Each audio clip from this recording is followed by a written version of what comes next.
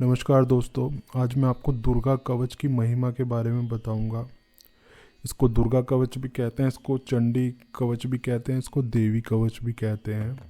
जैसे ही आपको नाम से पता चल रहा है कवच, कवच क्या होता है? हमारा किसी भी आपदा से, किसी भी प्रॉब्लम से, किसी भी समस्या से, संकट से कवच के अंदर जो मनुष्य होता है उसको कुछ उससे फर्क नहीं पड़ता है। कवच जो होता है एक तरीके से सुरक्षा कवच हम इसको मान सकते हैं। किस किस समस्या से, किस किस संकट से हम इस पाठ से उबर सकते हैं। ये एक पाठ होता है। ये पाठ दुर्गा सप्तशती की जो किताब होती है उसमें पाया जाता है। मार्कंडेय ऋषि ने इसको लिखा है, बताया है।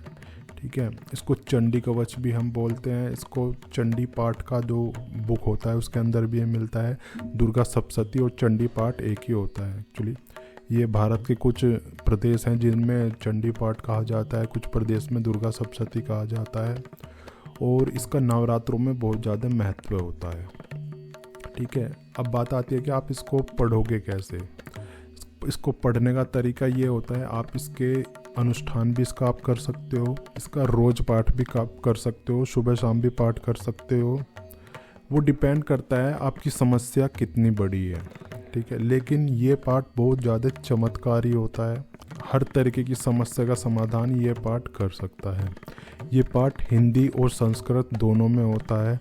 अगर आप संस्कृत नहीं पढ़ सकते हो, उच्चारण ढंग से नहीं कर सकते हो, तो आप इसको हिंदी में पढ़ो। इस पाठ में सारी तरीके की समस्या का समाधान लिखा हुआ है कि उस दिशा से ये देवी रक्षा करे, उस दिशा से ये देवी रक्षा करे। शरीर की ये रक्षा तो करता ही करता है, लेकिन इंसान की जिंदगी में जो भी समस्या आती है, धन से रिलेटेड, संबंधों से रिलेटेड, हर तरीके की समस्या का ये समाधान देता है ये कवच। इस कवच में सारी देवियों का वर्णन किया गया है। 9 देवी या जितनी भी देवी होती हैं, सभी देवियों का वर्णन इसमें पाठ में किया गया है। अब मैं आपको बताता हूँ कैसे कैसे आपको करना है। देखो, आप एक जल का पात्र रखो, जल का लोटा रखो, उसमें पानी भरो। ठीक है, जल होना चाहिए, उसमें शुद्ध जल होना चाहिए।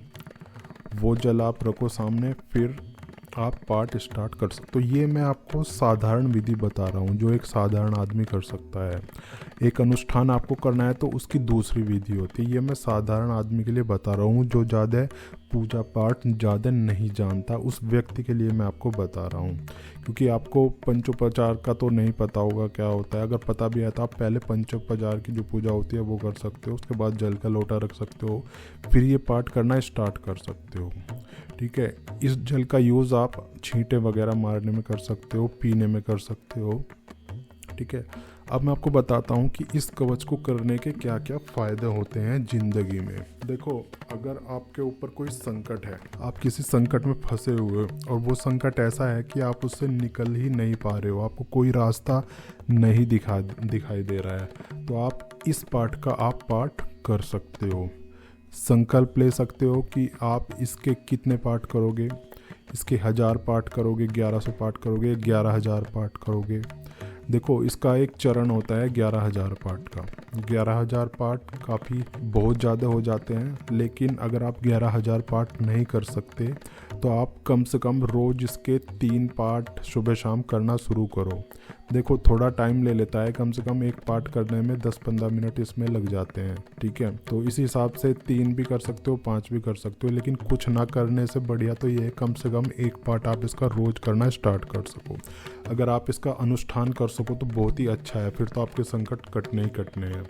ठीक है, संकट इससे कट जाते हैं। अगर आप किसी वस्तु को प्राप्त करना चाहते हो, कोई आपके लिए काम अटक गया है आपका कुछ, कि आप जैसे होते हैं ना, कुछ काम अटक जाते हैं, जैसे कि लाख कोशिशों के बाद भी घर नहीं बन पा रहा है, शादी नहीं हो पा रही है, नौकरी नहीं लग पा रही है, कुछ काम धंधा नहीं मिल रहा है, तो इस टाइप के जो संकट होते हैं उनसे भी छुटकारा इसमें मिल जाता है। मतलब कोई वस्तु की इच्छा है कि हाँ ये वस्तु लीगल होनी चाहिए, और जो मतलब होता है ना साधारण वस्तु जिसके लायक आप हो, वो वस्तु ये होनी चाहिए। ऐसा नहीं है कि आप चाहो कि मैं प्रधानमंत्री बन जाऊँ, प्रधानमंत्री दुर्गा कवच करने से बन जाओगे, ऐसा नहीं है। जिस चीज़ के लायक आप हो वो चीज़ आपको मिल जाएगी ये पाठ करने से।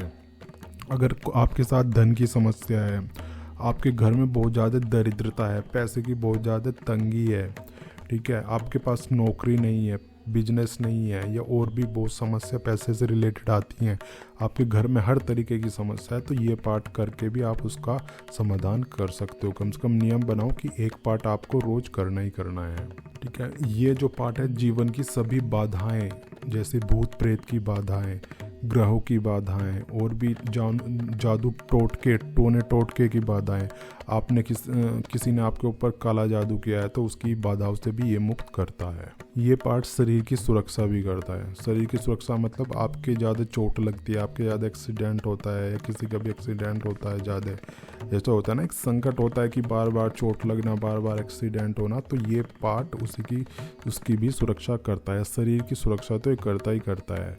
कवच जो कहते हैं ना, कवच, ये क्या करा, चारों तरफ एक तरीके का कवच सा बना देता है, अदृश्य कवच। उससे मनुष्य की सुरक्षा होती रहती है। आपके साथ कोई बीमारी है, जो बीमारी में दवा लगी नहीं रही है, कोई असाध्य बीमारी है जो ठीक होने का नाम ही नहीं ले रही है, तो इस कवच का आप अच्छे से पाठ करो, इसका अनुष्ठान करो, तो ये ज़्यादा काम करेगा, ठीक है। जीवन की सभी बाधाओं से सो मुक्त कर ही देगा। अगर जैसे होता है ना, कुछ समस्याएं होती हैं, जैसे शादी नहीं हो रही है, मतलब लाख कोशिशों करने के बाद भी कोई अगर काम नहीं बन रहा है, तो इस कवच से वो सारी समस्याएं दूर हो जाती हैं। अगर बहुत ज़्यादा ख़राब टाइम चल रहा है, होता है ना कि कभी कभी ज़िंदगी में बहुत ज़्यादा प्रॉब्लम मुसीबतें आती हैं, तो इस कवच का आप अनुष्ठान करो, या किसी पंडित से, सुयोग्य ब्राह्मण से इसका अनुष्ठान करवाओ, तो ये सारे संकटों से उबार देगा दुर्गा कवच। ये दुर्गा कवच बहुत ज़्यादा चमत्कारी होता है, थोड़ा सा इसमें टाइम लगता है करने में। आप एक नियम बनाओ कि रोज़ इसको करो, ठीक है। अगर आपके पास कोई समस्या है तो भी करो, कोई समस्या नहीं भी है तो भी करो। देखो, भक्ति का मार्ग ऐसा होता है, पूजा पाठ का मार्ग ऐसा होता है, जब आप करते करते रहते हो ना, भगवान तभी सुनता है। अब ये नहीं होना चाहिए कि आपके पास संकट आया, फिर आप करने लगे, संकट चला गया, फिर छोड़ दिया, क्योंकि भगवान है ना, उस चीज़ को, उस भगत को ज़्यादा प्रेफरेंस देता है जो उसका रेगुलर भगत होता है। अगर आप भगवान के पास केवल मतलब के लिए जाओगे तो भगवान आपकी तरफ मुड़ के भी नहीं देखेगा, ठीक है। तो ये मैंने आपको बता दिया है सारी चीज़ें। कोई क्वेरी हो तो नीचे कमेंट करके ज़रूर बताना, ठीक है। वीडियो अगर लाइक है तो लाइक कर देना, चैनल पर नए हो तो आप सब्सक्राइब कर सकते हो।